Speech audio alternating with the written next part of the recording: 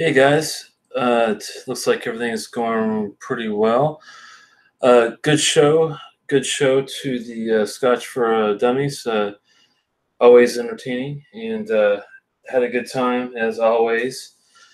And hopefully, everybody's having a good time still. We're going to take a look at a couple drams here. One being a somewhat familiar one, and one not familiar at all. And that's going to be the interesting part about it.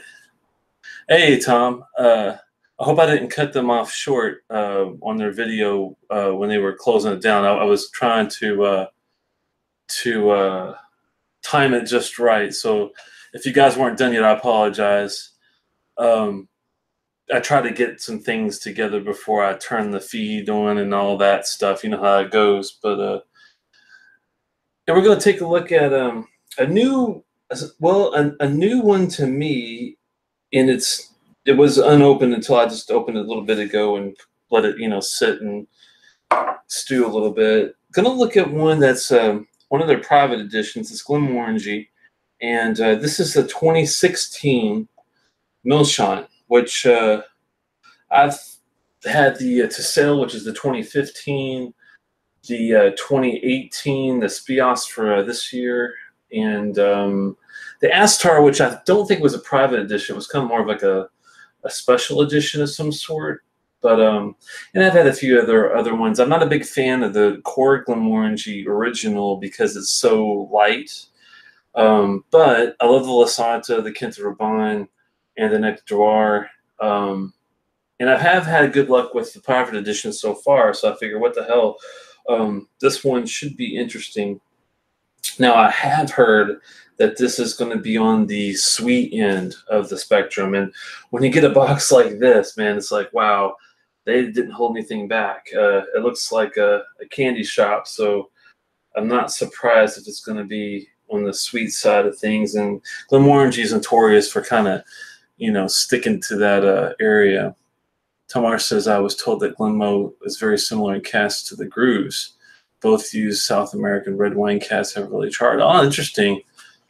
Huh. That's gonna be different because that's not what I thought going into this. What it's going to taste like. But if it does, I'll be happy because even though the Garbage Grooves is a very sweet dram, it's got a lot of balance with the peat smoke and with some savory flavors. This is, since it's not peated, I'm not sure how it's gonna work, but we'll give it its just due. And then also a gift from my friend Lee G. Hope you're doing well out there, my friend. You're probably working like usual. I had this at the expo when I visited the Scotch for Dummies last October, I think it was, in Indianapolis. And the funny thing was, the first dram everybody and their mom went for. I'm not sure why. Maybe it's because Scotch for Dummies did such a good, press for them when it came to the King Alexander. But that's the first one I went to. And also the 18, the Dalmore 18, we'll be taking a look at. That was my second one.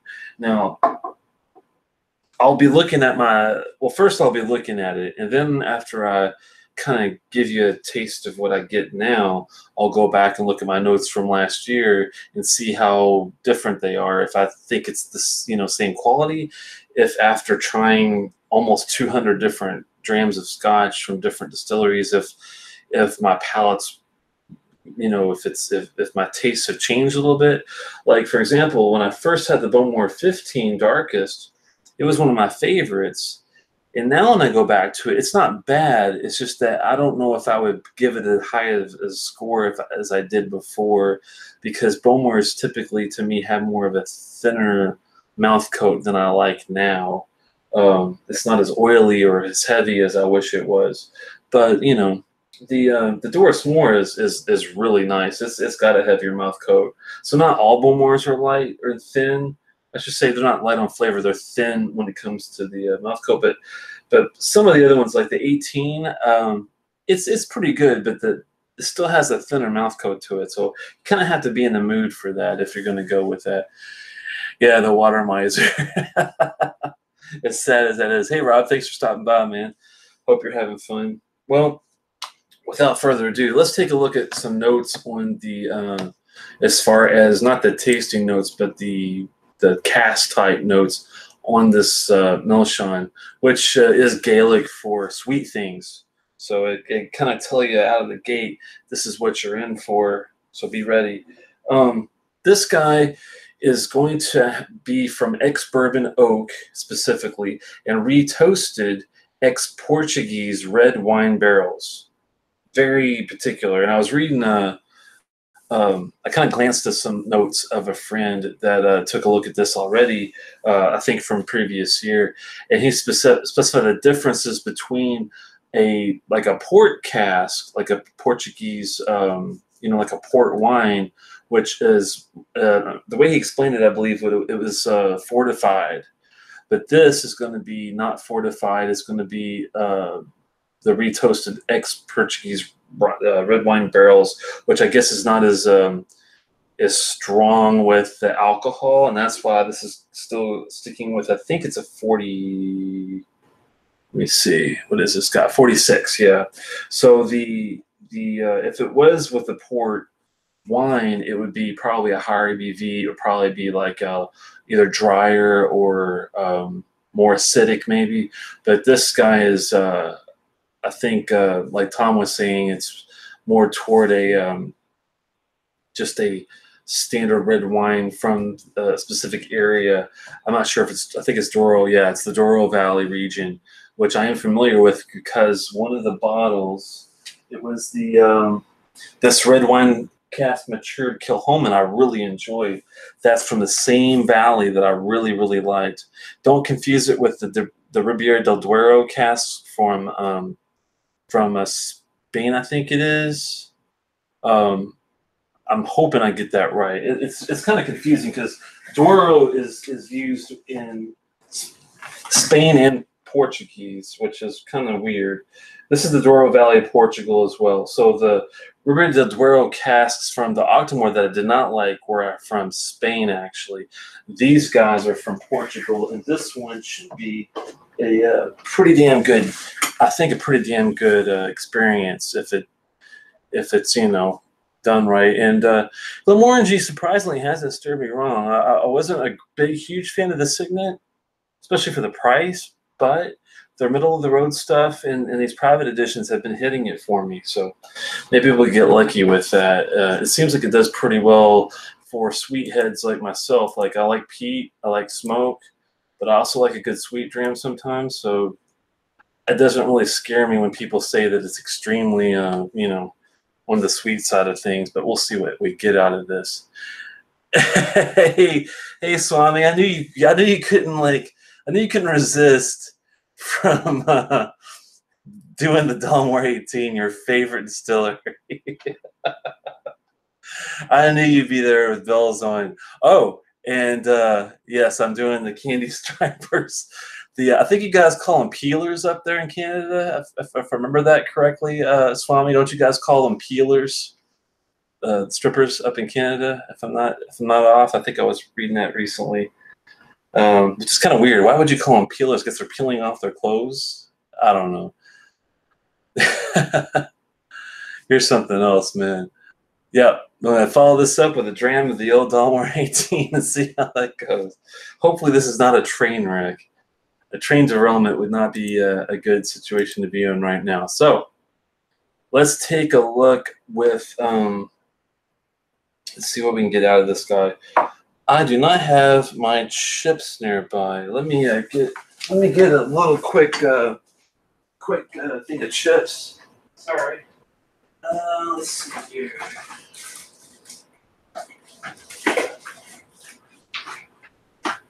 Gotta have some basic, no flavored, just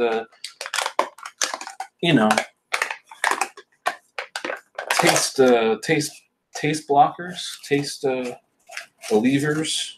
I don't know what you call it. But I was warming up with a Springbank local barley 10, so this is going to be quite a segue into this, and I don't want to completely mess it up.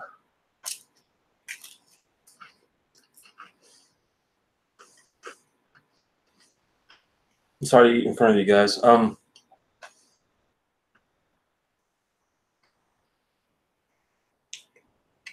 Swami says that the uniform is exact red and white stripes, just like this, I guess. Wow, I don't know. Reminds me of it does remind me of a candy store, so we'll see what we get. Have any of you guys already had this offering from Glenmorangie before? There's a few friends that have had it. They were not fans because of the sweetness, but with me, since I like a sweet dram, hopefully this will be up my alley. Since I did like the Tissale and I did like the some of the other ones like the Lasanta and stuff, but really holds viscosity well for 46. It's got some nice division with the legs. Pretty good separation. Color looks good. It's not colored. It's not chill filtered. Let me verify that really fast. I'm pretty sure that's where I saw one of the notes before. 7th release of the private edition. I'm fairly certain that this is both non-chill filtered and no color. Yes, non-chill filtered. Only thing I would ding it for out of the gate, just looking at it, is the age statement not being there. We know it's at least 3 years, of course, because of the law, but unfortunately, we do not know if it's 4 to 9. I mean, typically, if it's a 10 or a 12, they're going to put an age on it. So I would think it's at least like probably a 9 to a 4, but hopefully it'll be on the older end, near 7 to 9. Huh. That red garter bell is also in the box. Chicka chicka bow bow. Wow. I guess so. It's not as sweet on the nose right away. Let me have a sip of water so I'm not completely distracted.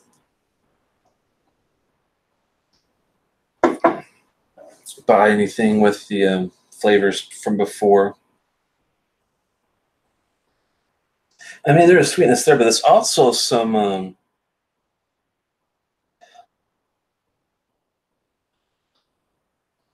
like the first note I'm getting is more like a mint basil kind of note. Spearmint gum too. Huh. I mean, there is, your typical vanillas and,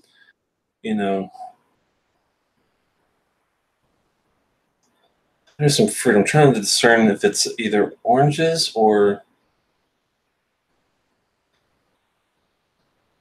an orange dreamsicle.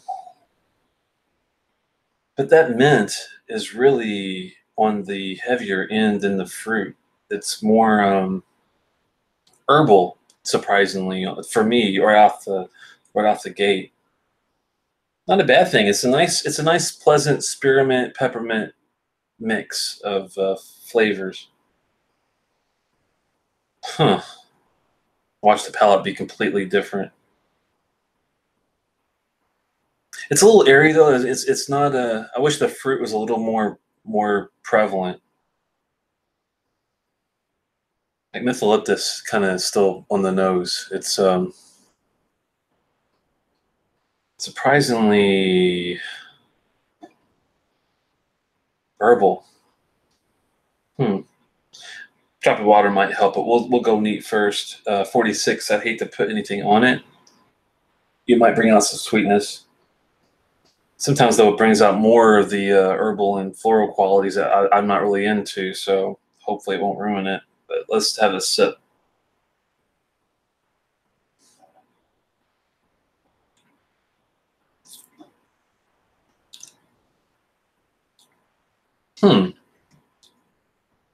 Interesting. It's a lot like candy corn is the first type of flavor I'm getting. Not bad per se. It's definitely like a bourbon kind of a taste without the corn whiskey flavor, thankfully. So this, I know a lot of people hate it when they taste a Scotch that reminds them of a bourbon because, you know, they're losing some complexity. But as far as like pleasant taste, it's not unpleasant. It's what you're kind of familiar with, but huh. It's kind of a thin and medium mouth coat, more in the thin area.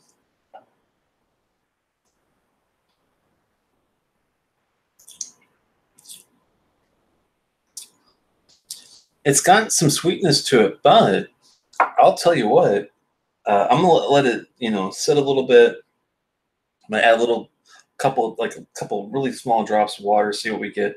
It's not as sweet as the Tisselle though, to me. I mean, it does have that candy corn, syrupy corn syrup, vanilla-esque back, you know, and it's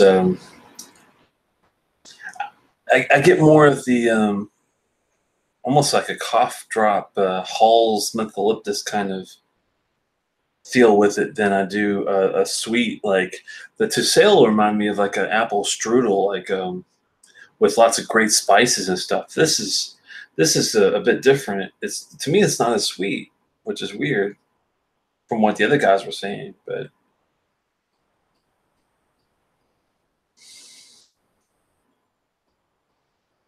I'm getting like more of a pastry. Now the more sweeter nose is coming through, like a buttered pastry.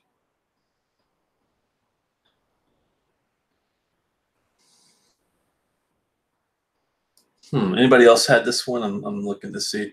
This is a 46 Loch Ness. Just seeing if any of you guys have already tried this one or not. This is a hard to find one. This is the last bottle they had. They had this one and one other one that I had my eye on. I might get. That's a private edition deal. Those are hard to find unless you go back because this one's from 2016. And once they're, you know, a couple years old, people typically will buy them off the shelf and they won't have any other ones to replace it with. Just like with the Ardbeg offerings every year, they do some sort of different deal that's just a special cask or flavor. And once you miss it, you got to go secondary market, which is a pain in the ass. A very small sample from a stored bottle that was almost finished. Okay, Tom. What did you get something did you think it was overly sweet or did you get more of the herbal minty basil grassy kind of nose that I'm getting off this? Hey Richie, good to see you, my friend. I'm just amazed at how not sweet compared to the Tisselle. I thought that you know to me it's almost like this box should be with the Tisselle. The Tisselle should be like the bottles should be switched with the packaging and the marketing or something. But he says he's only had the original, but I like it, but prefer the peat. Yeah, I mean I definitely prefer the peat. If this was sweeter, I think I would like it more, which is kind of sad. Tom got the red wine flavors, no mint, but not too sweet either. So he's agreeing with me on the sweetness not being as strong, but he gets more of the red wine flavors. That's what I'm trying to get out of this. And the weird thing is, I mean, if you told me, like, if I knows the Ardbeg Grus, I definitely get the fruit, the mango, the nectarine, the peaches, all the deep orangey yellow fruits out of it, mangoes, you know. It's like Caribbean cask on steroids with smoke in your face. It's awesome.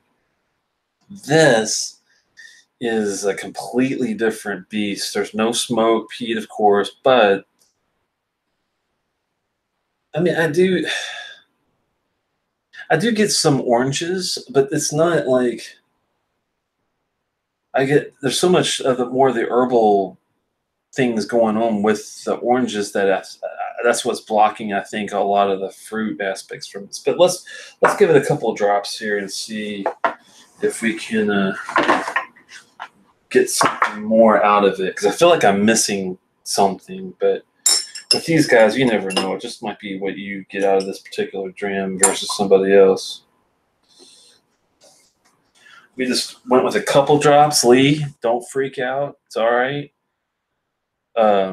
It's kind of sad with him. He tried something the other day. I forgot which bottle it was. Both Paul and I were like he enjoyed it, but he didn't enjoy it as much as we did. But I think the only reason he didn't enjoy it as much is because he never puts water on anything. And especially some of these higher cask strength things, you almost have to put a couple drops on it, for God's sakes. I mean, that Springbank local barley is good and neat, but it tastes so much better when it has a couple drops on it to just edge out that crazy burn. It's like 57%.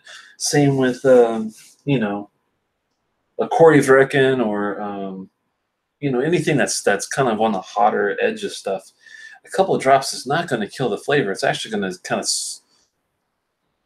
refine it a little bit, in my opinion. But, you know, everyone's got their thing. I just hope that he'll give it a chance to put a couple drops on a 60% glass at some point to enjoy it maybe a little more. But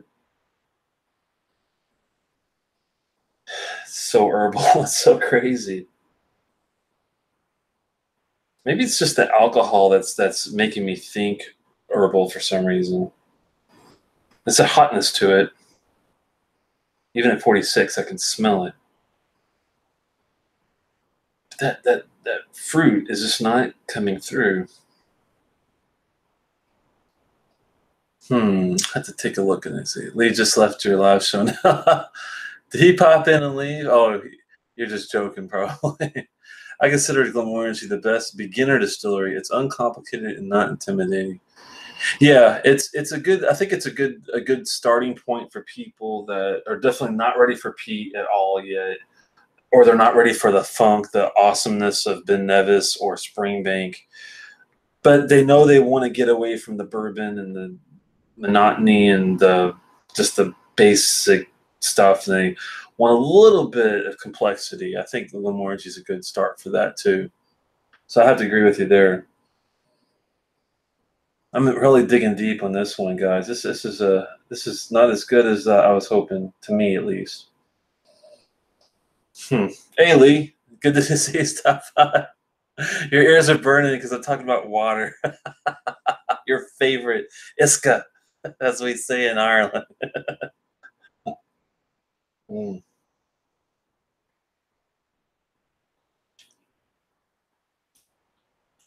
Hmm. I'm getting more of the pastry now, which is good. A little more dough, a little biscuit, British style, a little cookie kind of. But I'm still not getting that damn red wine cask. I'm missing it. I'm hoping that this is one of those bottles that will release that quality after some oxidation, because this is, you know, just opened up. So hopefully I'll get more out of this. It's just amazing how much more I would consider this a herbal dram than I would a sweet or a you know, that type of offering that everyone else is getting. It's crazy.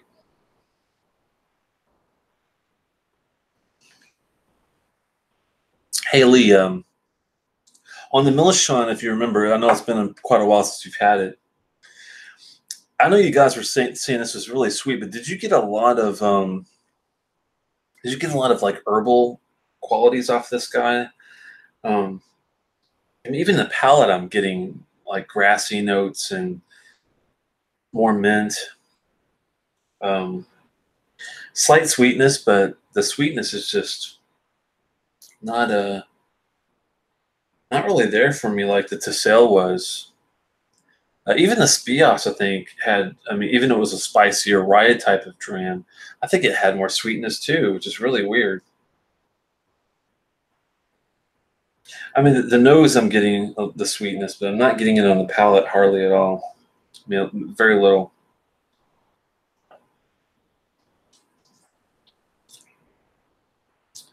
Some orange rind, some of that vanilla dreamsicle kind of thing, but maybe a subtle strawberry. But it's everything on the fruit side of things to me is really subtle with this. It's didn't have the. Oh, you're gonna miss the Dalmore, Swami. That's no good. You can't miss the Dalmore, man. It's your favorite. Hmm. Well, let's see. Finish. It's dry. That's another thing. I'm kind of like, eh. I don't remember it being as dry on the Tussail or the Spios or Astar even. I enjoyed, I think, the finishes on those guys more. I guess it's just not my cup of tea. I'm just surprised at how everyone talked about this being such a sweet glass. I just don't get it. Hmm.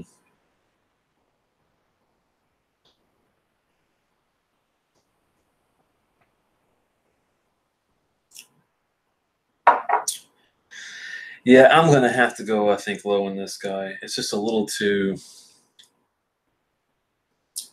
I mean, hopefully, I can reapproach it when I get down the bottle, maybe halfway. Maybe amend the review I put on Distiller, and maybe even in the comments if it's noteworthy after the fact. But it's got some nice buttery tones to like sugar cookie to the finish, but it's very dry and it's um, it's short to medium, really. It's not really the oils are still there, but it's just the sweetness or the. I mean, it's not a non-complex one because I had so many of the the different herbal qualities with it, but I just don't like a lot of herbal qualities mixed with my sweetness. That's where I'm kind of like thrown off a bit. I guess they have to have something else with the sweetness to make it interesting, you know. But at the same time, I'm kind of like, oh man, I think I'm gonna have to just go down on this one to like don't hate me in Glenmorangie, but I think I'm gonna have to do a 2.75 on this guy, maybe a 3 on a good day. We'll see how I feel when we get down here. It might rise up, but the dryness I'm not really with. Maybe the age, the lack of age is making this a little scattered for me. The herbal qualities are nice for complexity, but the herbal qualities with the sweetness, that's where I'm kind of like, I just don't know on that. Um, it's a fresh glass. I didn't have anything, with it. I had water and stuff, so my palate should be pretty clean. So I don't think I'm getting anything. I didn't have any like herbal type of drams earlier either. So I'll have to come back to that one and see if it gets any better. But I think I'm going to definitely stick with a 2.75 on that. But the other stuff has not disturbed me wrong, and I'm not like sad or disappointed of getting the bottle. I'll never get it again, and I'll definitely enjoy it from time to time. It might not be my go-to bottle, but it'll definitely be something I might share with a friend and see what they think, and have it as a weekend sipper, I guess we'll call it. I can send you my address if you want to get rid of that bottle. No, no, no. We're not getting rid of anything. I am a collector, and at worst case scenario, I mean, I would never pour out like a whole bottle of anything. I would blend it or I would do something with it. But the marketing packaging of it's beautiful. I mean, I do like the way they did that. So it's going to definitely look good on the shelf. But I was just hoping it was more on the lines of the Tussail, which I thought was really good. As was the Astar and the Spios. Just this one, I think, fell a little short. It's not gonna prevent me from going after the Sonalta PX, the Alanta, the Tane, the God. There's so many at Bacalta. There's so many different Altas out there that they've done for private editions. I've got maybe 3 out of the 9, so I got a lot of work to do to try to find all these eventually. I just hope I don't have to go in the secondary market. That's never fun. What is your current go-to bottle? Oh, Moose. Wow. Let's think of it as a spectrum. Like my favorite bottles have both peat and sherry. I do like some that are just straightforward peated, and I like some that are just straightforward sherry, of course, too. Depends on a mood thing, but like, let me think of the distilleries that I like the best, and then tell you some of my favorites real fast. For the Springbank, the Burgundy is probably my favorite out of their offerings, next to the Cask Strength 12. The Burgundy you can't just go and buy. It's something you have to dig for because there's only like 9,000 bottles, I think, of it. And they only release it like every other year. The Cask Strength 12 you can find pretty regularly, and it's about 100, 110 at the most. Springbank 12, Cask Strength, that's a go-to bottle. Bunnahabhain 12, it's not much more than $60 or so. If you get a good price on it, it's just as good as a lot of other 12s, if not a lot better. And the 18's great, and some of these other off the wall cast offerings, but the Bunnahabhain 12 is a go-to bottle every time. Laphroaig, if you can afford it, the Lure, it should be a go-to bottle. But if it's too pricey for you, then the Cask Strength 10 is a go-to bottle. No questions asked. Ardbeg, the Uigeadail is the go-to bottle. Kilchoman, I know I'd say the original Cask Strength is my go-to bottle out of those, or the Lagorm. I do like the Seneg a lot, and I love the red wine cask matured. It's a little pricey though, but the Lagorm for under, I think it's like 80 to 90 bucks. The original Cask Strength, I can't remember the price point, but it's well worth it. Those are go-tos. Kalila 12, that's a go-to. Glen Scotia 15, that's a go-to. The Bowmores, none of those. I do have an unopened 12. I am going to review a 12. Hopefully that will be good. The 15's okay. The 18's way too high for what it is. The 10's great, but it's like 170 bucks. It's really high. The number one was a one-off I got from overseas. You can't even get it in the USA usually. The small batch is like the equivalent. I haven't really found my go-to Bowmore bottle yet. I'm hoping the 12 might do it. For the Octomore series, the 7.1 I think is a go-to. Haven't done the 8s yet, but we'll get there later. Other than that, Highland Park 18 is go-to. If it's a little out of your price range, I'd say the 12 or 15. Go stick with the age statements. Kilkerran 12, go-to. Talisker 10, easy, go-to. If you want something a little different, Distiller's Edition is outstanding. Lagavulin 16, definitely go-to. I do have a puppy I just picked up the other day. I'll show you guys. I can't wait to take a look at this baby. I got this recently, and this is going to be a special occasion. It's the 18 Feshiel from this year. That is going to be a special review at some point. I cannot wait to have fun with that one. Distiller's Edition Lagavulin is also outstanding, and since I like the peat and sherry mix, it's a good representation of that. But as far as a go-to easy pickup bottle of 16, and I think that would round it out. Bobbler 99, the Abelauer Abenau, and the Longmore 16 is pretty good too for a savory bottle. I have to be in the mood for something spicy, savory. But that kind of rounds it out from what I've had so far of what I would consider my go-to range so far. Because some of these other guys are hard to find, or they're like just once a year deals. Donner Pass Whiskey says Glenmorangie is a gateway drug. Yeah, it is. It is. Hey, Santa. Thanks for stopping by. I think I missed you when you came in. The new Kilchoman. Port Matured is a big old dud. Opened it last night. It's definitely way off. Ooh, That hurts, man. I haven't tried that one yet. It was on my radar. I'll have to put that on the back burner.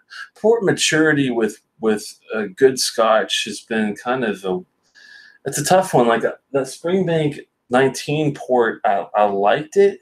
It's very complex. It reminded me of that Tomatin Decades, which I really enjoyed as well. But I don't know. It's not near as good as that Brodeer that the Lefroy Brodeer we had enjoyed. Lee was gracious enough to let me try that. That sucker is freaking awesome, man. I forgot what I scored it. I did a review. You should go back and watch it if you haven't already. But that was damn good, and I can only imagine what the port, the Kyrgyz port would 2013 Lefroy Kyrgyz port was like. I can't wait to get myself a bottle of that someday. But I have seen that we might be doing a sample of that, and I might do a little dance. I might do a little jig when it comes. Let's take a look at Mr. Lee. Also was gracious enough to send the Dalmore 18 we'll be taking a look at. 43% is on the lower end of the ABV, which is kind of, but doesn't mean anything if it tastes good. Now, the weird thing about this one is it's kind of elaborate with, it's an 18-year-old bottling that spends the first 14 years of aging in ex-bourbon casks and the final 4 years in Matcha Salem, I think is how you pronounce that, Oloroso sherry casks. These casks from Bodega Gonzalez Bias were filled with 30-year-old Oloroso sherry-enriched Pedro Jimenez sherry, an extremely sweet style sherry made by drying the grapes in the sun. So it's this Matcha Salem Oloroso. That's a new one for me. I'm probably butchering the pronunciation of that, but I did remember having this as the second dram when I was in Indianapolis at the Whiskey Expo, and everyone's raving about the King Alexander. But I tell you what, this one kicked its ass. I think this was like Slayer's Raining Blood at the Dalmore tent when it comes to all their offerings. I thought that the 18 was just where it should be. Unfortunately, I never had a 25 or anything only older than the 18, but. I'd love to try their Constellation stuff, but that's a whole other beast. But as far as their basic high-end stuff, this one was definitely great. I'm surprised it goes for like I think I saw it for like 160. It's on the higher end. Let me see something here. Make sure I give you guys the right number. $159.99. It looks like. Is that right? Let's see. $159.99. Yeah, it's a little 160 basically. For an 18, it's like it's kind of hard because this one it does have the age statement, but the ABV is low. It's colored like crazy, probably. I mean, when you look at the Dalmore, it's kind of hard not to remember that it's most likely colored and chill filtered. So that's the only thing that I'm kind of like, oh man, that's a tough one. Oh, good you got the bag of Doritos. You're getting a sample of the 2013 Kitchen this week, my friend, along with the new 18 Fino cask. Holy shoot. That's awesome, man. I've been hounding my local guy for the Fino, the new Fino bottle.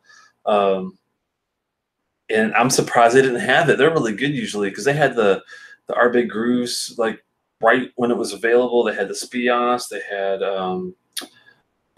some other things recently that were right, the new limited release of the grooves I got there. But as far as Lefroy, they kind of have been behind the scenes on that one. So hopefully they'll catch up next couple weeks or so. But I really appreciate it, man. It's very awesome of you. I'll definitely enjoy it. Fino's you gotta have to be in the mood for. If you do like the Ardbog, it's really similar to that. It's got that dry, it's got the acidity, it's got the saltiness to it. So as long as you're in the mood for that, you're gonna enjoy the Fino cask, I think. But you got to be in the mood for it before you even go there. Yeah, the Dalmore's got some runny legs. That tells me it's maybe not as thick as I once remembered. Maybe we'll see. It's got a nice nose though. You can smell the age in there, even though, you know, people knock it for coloring or knock it for chill filtering or whatever else, but you can't deny it does have some age to the fragrance. Definitely get some really nice chocolate notes, almost like a fudge level.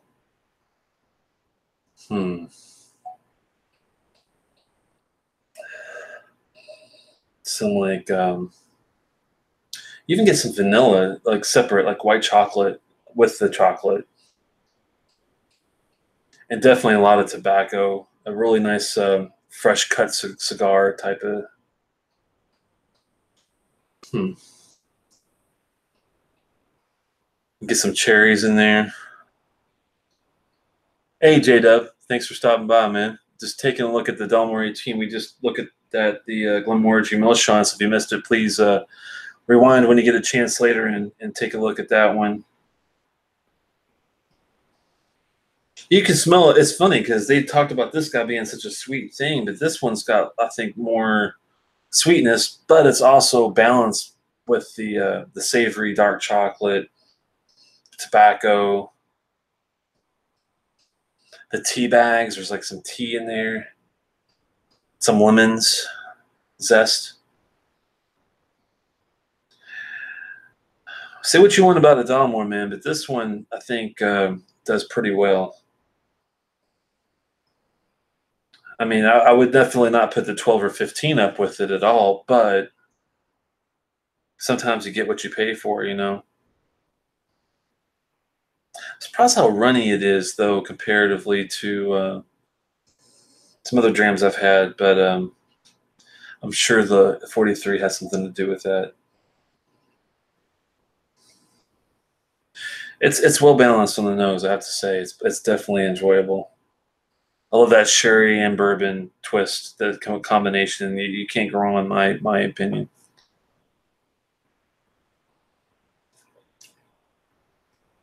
Hey, Mom, thanks for stopping by. I'm surprised you're awake. You're late to the party. Hmm. Wow. Yeah, it's funny. It's good, but it's amazing how I go back to some of these drams that I gave really pretty damn high scores to, and I go back to them after a year or so of having lots of different heavier mouth coats and um, higher ABV, and then it's like, this one's saved by the age. That's why the 43 doesn't really kill it. But I will ding it for the mouth coat being a little thin. But other than that,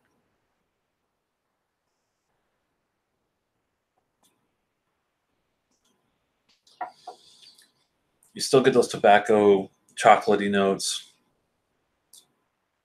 Really nice spices too on the palate with brown sugar, like molasses,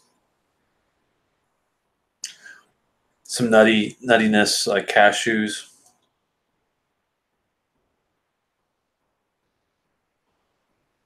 Mm. Yeah, the only thing I think I gave it 5 stars, or I didn't really give it a number when I rated it the first time. I did give it like a 5, but if I was going to give it a number at the time, I probably would have gave it like, it was one of my first really nice high end scotches I ever tasted, and at the time I probably thought 4.75. Now after having a lot of different things, I still think it's great. I mean, it's got a nice long finish. It lasts a long time. It's like a salted pretzel. Really nice caramel and tobacco notes are still there. It's like having a nice smoked cigar without having the smoke. It's that part of it's great. The only thing I'd ever really ding it for is that mouth coat being a little thin. And I'm sure it's because it's 43%. If it was 46%, I'd probably still give it a 4.75. Now, I think I'll give it a 4.5. It is damn good. It's complex.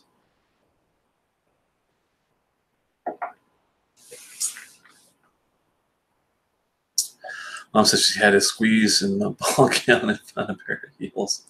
I get the longer taste to get ready for these events. Where are you going? Are you going out? You didn't get dressed up for a chat room, I hope. Hey, Dave, good to see you. Wow. Yeah. Do you remember Dave? Dave was with me when we went to Indianapolis for this. You remember the Dalmore 18? It's still good. The mouth coat's not as nice. It's not as thick, not as oily as I wish. Other than that, it still tastes damn good, I have to say. This is one that I might splurge on a bottle sometime.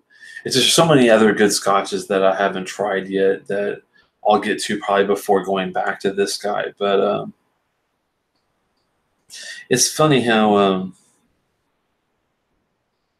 what you get out of it the first time around versus a year later, what you get out of it. Dalmore at the Indian Fest. Yeah, this is what I'm having right now. You have to like it, but more of a Highland fan. Yeah.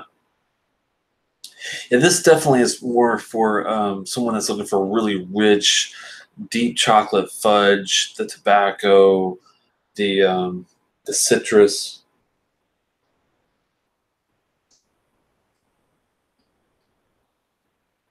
That's the only thing, though.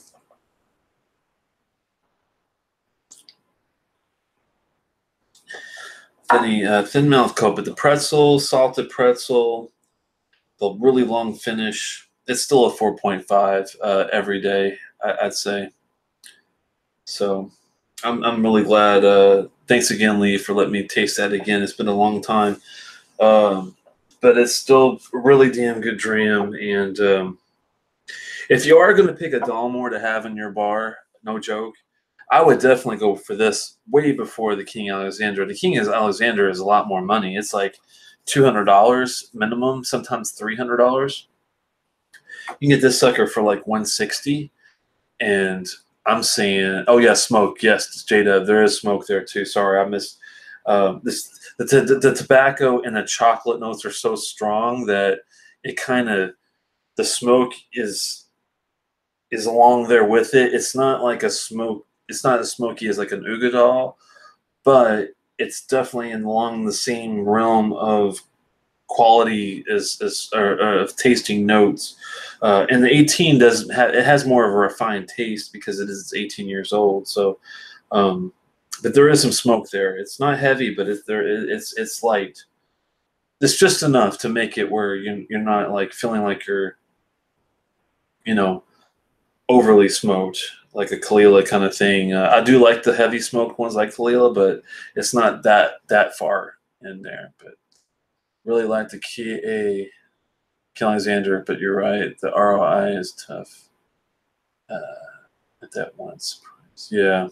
Yeah, it is tasty. I mean, yeah, if you're gonna go for a Dalmore, I would skip the 12 and 15 if you can get a 150, 160 bottle if it's not too out of your price range. If it is, then go for the 15 and see if you like it. The 12 was okay for the money. You could get a lot of different better things, I think. The 15 is kind of like right at that stage where it's like, maybe, but the 18 for sure. If you're looking for a bottle that's around that kind of price, you want something to age. If you don't mind a thin mouth coat, you want a lot of good flavor. That's where I would go on that one.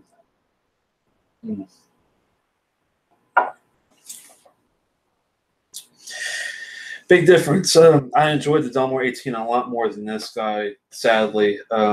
If it was the DeSale, the DeSale's pretty damn good. I mean, that's a 2015 private edition. Harder to find probably, but if you could find it for $100, I would pick that one up all day long. Also reminded me of the Glenfiddich Age of Discovery bourbon cask, 19-year. Really similar with the flavor. And the DeSale doesn't have the age. It doesn't have that 19-year statement, but it can hang with the big boys when it comes to sweet, nice drams. This one is so floral / herbal forward to me. I'm surprised. I might have to let this sit for a while and come back and see if I get different notes out of it, but we'll see. I recommend the Lacheg 10. It's my favorite new with mid smoke. Yeah, I hear you there, Moose. If you don't have to have sherry to make it a pleasant offering, and sometimes I have to have my sherry, sometimes I don't. The Lacheg 10 is a good straight up peated bottle. It definitely hangs with the Lefroy 10, the Ardbeg 10. It's same similar quality. There is, interestingly enough, that you bring that up. There's a Lacheg 18 at my favorite place here in Maryland, and I wanted to see something about that and see if they have it for $150, which is on the pricey end. It's finished in ex-sherry cask though, which sounds like perfect to me because if it's peated and it has the ex-sherry, I mean, damn. Let's see what it says. Lacheg single malt scotch was first produced in the late 1700s and is now known as Tobermory, if we know that. 18 years work of master distiller Ian McMillan, and who in 1996 sought to recreate the original intensely peated Herbedian style once made there before the distillery was revamped in the 1990s. The water comes from the Tobermory's private source, which is mixed with the peat-dried barley and matured in oak. It is finished in Oloroso sherry cask and bottled without chill filtering. 46.3, 18 years Lacheg. Man, you can't tell me that doesn't sound damn good. I might have to pick that one up for review next time I'm out at Petite, which might not actually be that far away. It's sweet and rich, supposedly. I'm not going to look at the notes just yet because I don't want it to affect what I get out of it. But let's see. Lee G says that the Lacheg 18 Cherry Cask was a wonderful bottle. It was in my top 5 of the longest time. It's worth $150. Okay, well I'll definitely be picking that one up for giggles and see if we get a good review out of that. Because I haven't done a review of Lacheg, and it definitely deserves a quality bottle review. Eventually, I'm going to try to do some 7-minute, like, just quick reviews, unedited 7-minute versions of, like, your basic bottles, like your Lagavulin 16, your Ardbeg 10s, your Lacheg 10s, stuff like that. I just got to make the time to do it. It's tough because I work. I've got a 9-year-old daughter, and you know how that goes. But that's on my to-do list to get that for you guys, where you just want a quick, bam, that version of reviews is out there, and you can still hang out and do the live ones too on the side. So it's on my to-do list. I got to get a boatload of stuff posted on the Facebook page here soon. I know this distiller, distiller.com is where I do a lot of written reviews. They started doing a more of a Facebook presence, so I might just try to get all of my videos like just copied over there and posted. So a lot of the social media stuff that I get missed on YouTube and Distiller, maybe I'll catch some on Facebook as well and see how that goes. But please subscribe and hit that bell if you haven't already. And I appreciate you guys stopping by. I've got to turn it down here, but it's been fun. We'll take a look at that Lagavulin 18s Fischl maybe next time. If not, we'll definitely take a look at the Bowmore 12 and some other goodies I've got, I think, lined up. Going to do an Ardbeg 23. Hopefully when Lee is available. I'm not sure what his schedule is going to be like here in the next week or so, but maybe we can time a Google Hangouts and do a Ardbeg 23 review. That would be pretty kick-ass, actually. And there's always that Lacheg 18 I might pick up and get that going and some other things. I got one 3 days ago, the 20-something. Oh, okay, cool. Definitely save that up, and we'll look at that one together. It was one of my favorite bottles of all time, if not the favorite. Out of 100 and how many? Let me see how many have I done. I know it's got to be like 177 or something like that. 182. And that's not all of them because I've done a lot that I haven't even wrote notes for. For 182 to think that the Ardbeg 23 is probably in the top. I know it's in the top 3, if not the top 1, and that says something right there. Night, Mom, and see you guys later on. It's always fun, and hopefully the next time I pick something up, it won't be. It's not a downer, but it won't be as I guess disappointing is the word I should say, but you know what I mean. Yeah, it's miles above the 21 year, that's for sure. From what Lee's saying, I've heard that the 21's a hit or miss kind of thing. I love to try it. I don't think I've even had the 21 yet. That's their prices on their stuff above the their basic 10 and their yearly offerings is just crazy high. $300 to $500 is just nuts for some of those years. Well, Slanchava, guys, and hope I'll see you soon. If not next Thursday, maybe a little bit before that, I'll try to give a heads up with Twitter and let you guys know what's going on. See ya.